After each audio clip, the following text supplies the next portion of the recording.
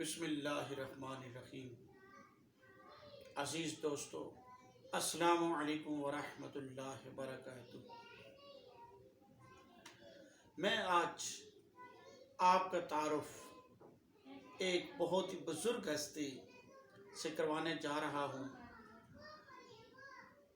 جن کا نام حضرت فضل کریم رحمۃ اللہ علیہ ہے۔ اس سے پہلے بھی ہم حضرت فضل کریم رحمۃ اللہ علیہ کے بارے میں بات کر چکے ہیں۔ آپ کو صوفی فضل کریم رحمۃ اللہ علیہ بھی کہا جاتا ہے، حکیم فضل کریم رحمۃ اللہ علیہ بھی، اور آپ ایک بڑے ولی اللہ تھے، اور آپ کا جو در دولت تھا اس سے ہزاروں لوگوں نے فیض پایا۔ آپ لوگوں نے آپ سے حکمت پڑھی بھی، لیکن آپ نے کبھی حکمت کو پیشے کے طور پر نہیں اپنایا، اور کبھی بھی آپ نے اسے دولت کا ذریعہ نہیں بنایا، بلکہ آپ بطور استاد، بطور معلم کام کرتے رہے، اور اسی سے وہی آپ کی آمدنی کا ذریعہ تھا۔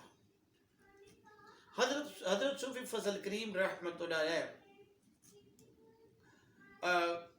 ڈھکواں ایک جگہ ہے ضلع شاہ پور کے اندر۔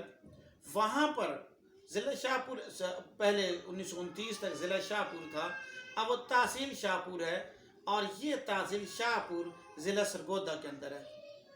تو حضرت فضل کریم رحمۃ اللہ علیہ 1924 عیسوی میں ڈھکواں ایک جگہ ہے، ایک گاؤں ہے، وہاں پر آپ کا تولد ہوا۔ آپ کے پاؤں ٹیڑھے تھے، آپ پیدائشی طور پر آپ کے پاؤں جو ہیں وہ دونوں ہی پاؤں ٹیڑھے تھے۔ تو ایک دفعہ آپ اپنے والد کے ساتھ، ایک بزرگ آئے ہوئے تھے، ان سے ملنے کے لیے گئے، اور ان بزرگ کا نام تھا خواجہ اورنگزیب رحمۃ اللہ علیہ۔ خواجہ اورنگزیب رحمۃ اللہ علیہ کے حوالے سے ان کا کس طرح کا طرز عمل رہا حضرت فضل کریم رحمۃ اللہ علیہ سے، تو جب میں نے حضرت فضل کریم رحمۃ اللہ علیہ کو دیکھا تو آپ کے پاؤں مکمل ٹھیک تھے، اور کوئی چشم بینا رکھنے والا شخص یہ کہہ نہیں سکتا تھا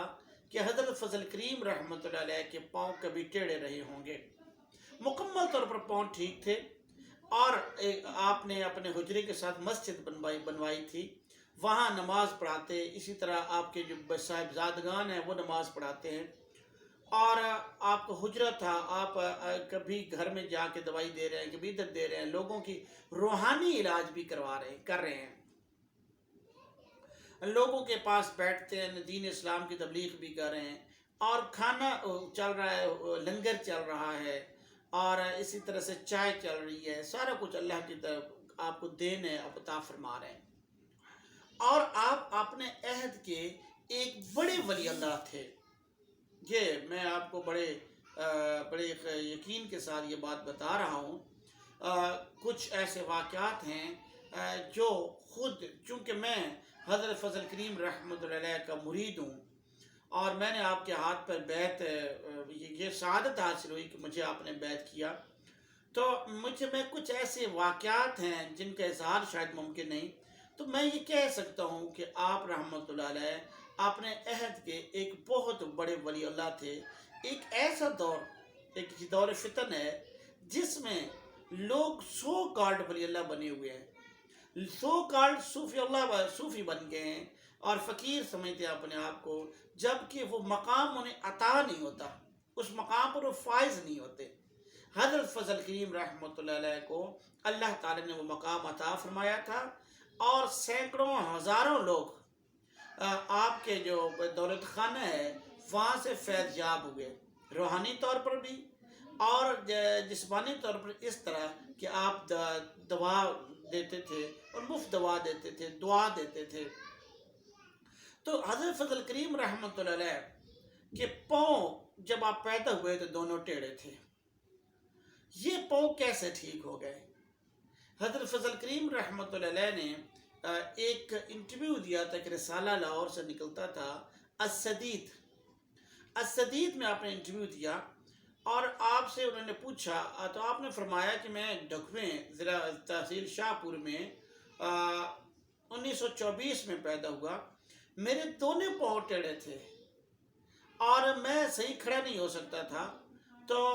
یہ ایک بزرگ آئے ہوئے تھے خواجہ اورنگزیب رحمۃ اللہ علیہ،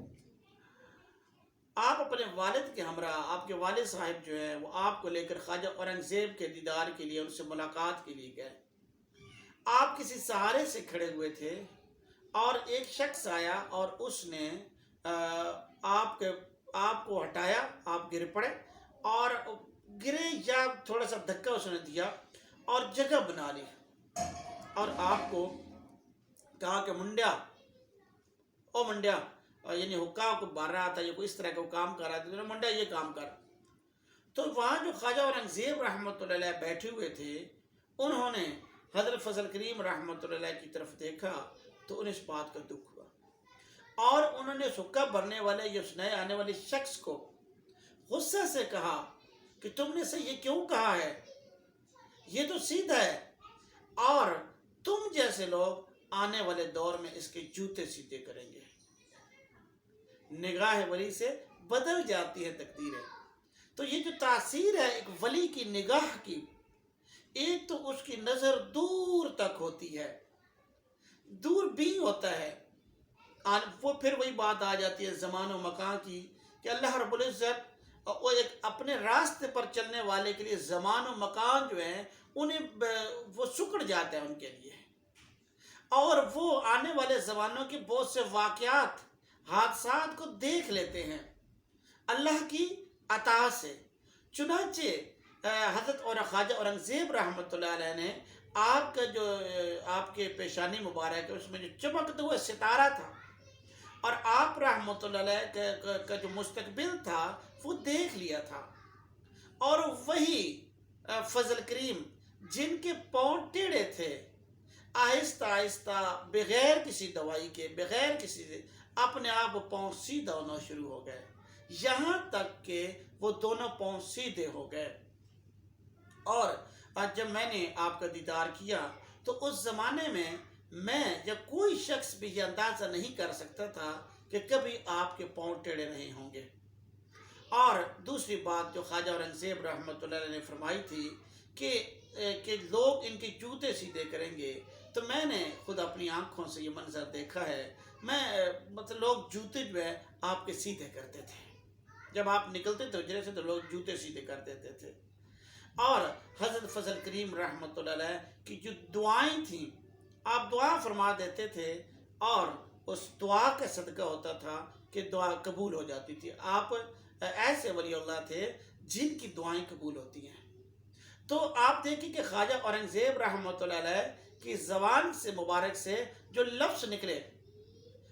وہ قبولیت کا قبول ہو گئے۔ ایک ولی اللہ نے جو دعا فرمائی، جو کہہ دیا، پورا ہو گیا، اللہ تعالیٰ نے اس کو پورا کیا۔ اور دوسرے ولی اللہ جو ہیں وہ بھی ایسی شخصیت واقع ہوئے اور ایسے ساری زندگی ایسے انسانوں کی خدمت میں گزار دی، انسانوں نے فیوز و برکات پائے ان سے، کہ وہ بھی جو دعا فرماتے تھے قبول ہو جاتی تھی۔ تو دوستو، یہ بڑا خوبصورت راستہ ہے، بڑا پیارا راستہ ہے، اور اس راستے پر یقیناً چلنا چاہیے۔ حضرت صاحب فرمایا کرتے تھے کہ ذکر کرتے رہنا چاہیے، ذکر بہت ضروری ہے، ذکر زندہ رکھتا ہے، اور ذکر کے بغیر جو ہے وہ اللہ کا ذکر کرے، وہ درود پاک پڑھیں، وہ رحمان پڑھیں، رحیم پڑھیں، کچھ بھی آپ پڑھیں، لیکن ذکر کرتے رہنا چاہیے کیونکہ اس سے آپ کی زبان تر رہتی ہے۔ تو آپ دیکھیے کہ ایک بزرگ کی زبان سے جب کوئی جملہ نکل جاتا ہے تو وہ پورا ہو جاتا ہے۔ خواجہ اورنگزیب رحمۃ اللہ علیہ نے جو بات کی، ایک صوفی نے آنے والے عہد کے صوفی کی داستان حیات پر نگاہ ڈال لی تھی، اور پھر وہ جو آنے والے عہد کے ذیشان وارث ٹھہرے، اور ان سے انہوں نے پھر آنے والے عہد جو ہے ان کا گویا کہ لکھا۔ عزیز دوستو، اللہ تعالیٰ آپ کو اپنے حفظ و امان میں رکھے، دین و دنیا کی بھلائی عطا فرمائے۔ اللہ تعالیٰ سے دعا ہے کہ اللہ تعالیٰ ہمیں ان بزرگان دین، ان صوفیاء کے نقوش قدم پر چلنے کی توفیق عطا فرمائے۔ اللہ حافظ و ناصر۔